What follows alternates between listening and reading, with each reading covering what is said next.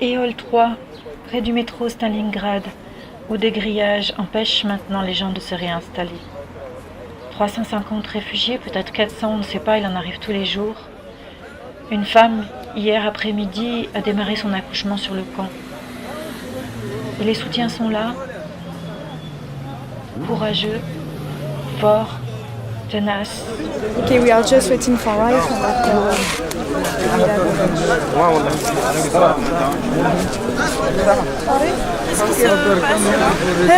Il se passe que y a une nouvelle constitution de Caen, que ça a été très rapide. Voilà, moi je suis pas revenue ici depuis vendredi. Vendredi devait être 100.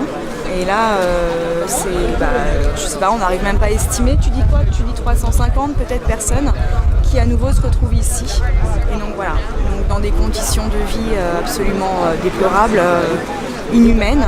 Et donc nous, on vient simplement apporter gentiment à manger à ces pauvres gens que la ville de Paris n'accueille absolument pas. En attendant donc une prochaine évacuation. Voilà. Ok. Ouais. On n'a pas assez. Là, il y a encore un salade de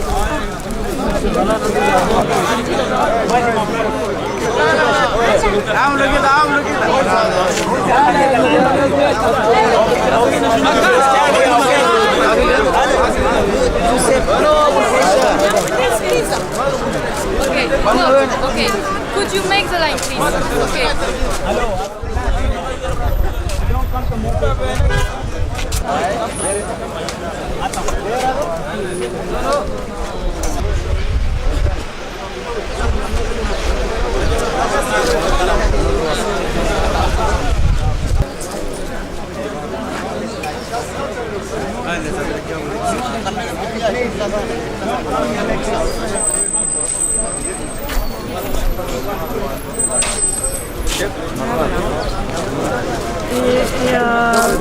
Aujourd'hui, il y a quelles conditions de vie ici? Il n'y a même pas de toilettes, donc voilà, il n'y a pas de toilettes qui sont installées par la mairie de Paris, donc ça sent l'urine comme vous pouvez le constater. L'unique chance dans ce grand malheur, c'est qu'ici sur l'esplanade, il y a effectivement une fontaine, donc ça change du métro aérien où il n'y avait même pas un point d'eau, et du canal Saint-Martin. Mais rien quoi, c'est des gens qui apportent des tentes, qui apportent des couvertures. Ce ne sont que des citoyens, collectifs, bénévoles. Il n'y a aucune prise en charge de la part de l'État. Voilà. Donc nous on essaye juste de faire ce qu'on peut, de façon à ce qu'ils aient au moins à manger, au moins une présence, un peu de chaleur humaine, voilà, un peu de contact. Et on est totalement dépourvus, clairement.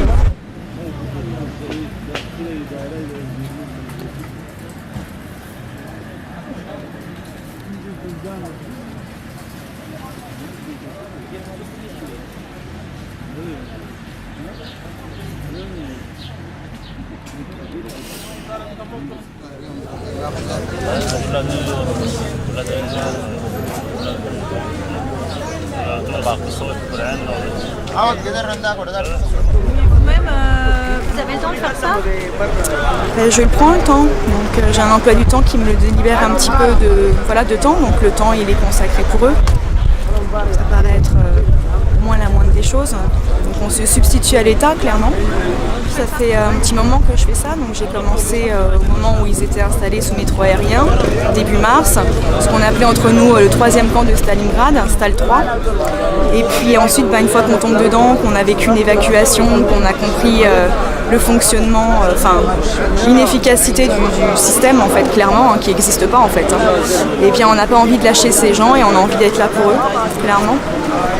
Donc j'essaye d'assurer 2 ou 3 distributions par semaine et puis je fais des accompagnements de mineurs aussi dans leur démarche.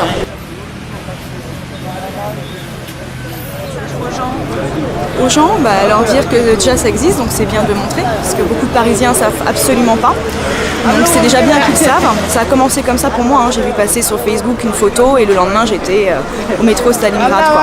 Voilà, mais donc déjà de dire et puis de leur dire qu'on a besoin d'aide, qu'on n'est pas assez et qu'il y a besoin de tout, il y a besoin de gens qui se mobilisent pour les premières choses de nécessité, à savoir la cuisine.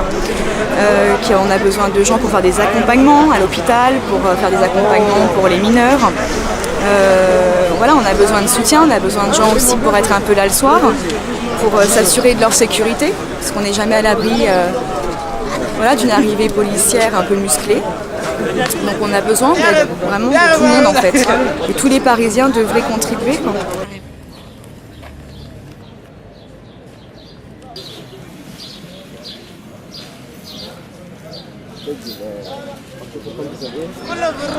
Qu'est-ce que vous pensez de la réaction des Parisiens? Ceux que je connais, ils sont vachement bien puisqu'ils sont là. Donc voilà, j'ai la chance d'appartenir à une bande quand même formidable, qui assure là où personne d'autre n'assure finalement. Voilà, donc j'ai pas plus d'avis que ceux que j'ai la chance de côtoyer en fait ici. Vous avez l'air quand même un peu en colère quand vous parlez. Ouais, il y a de quoi, ouais. Ouais, il y a de quoi. Il y a de quoi être en colère. Il y a de quoi être en colère.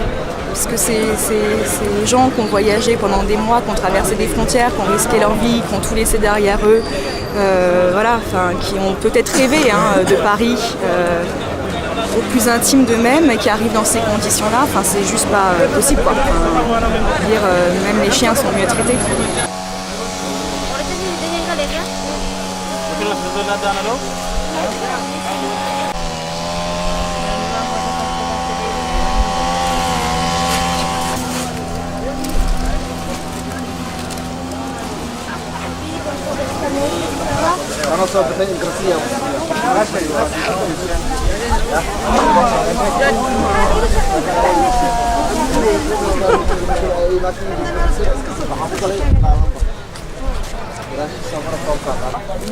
Ça doit être fatigant de faire ce que vous faites aussi. Non, il faut de l'énergie parce qu'ils le méritent. Et puis sinon on n'a pas d'énergie, je vois pas qui en a en fait. Voilà, donc il faut de l'énergie.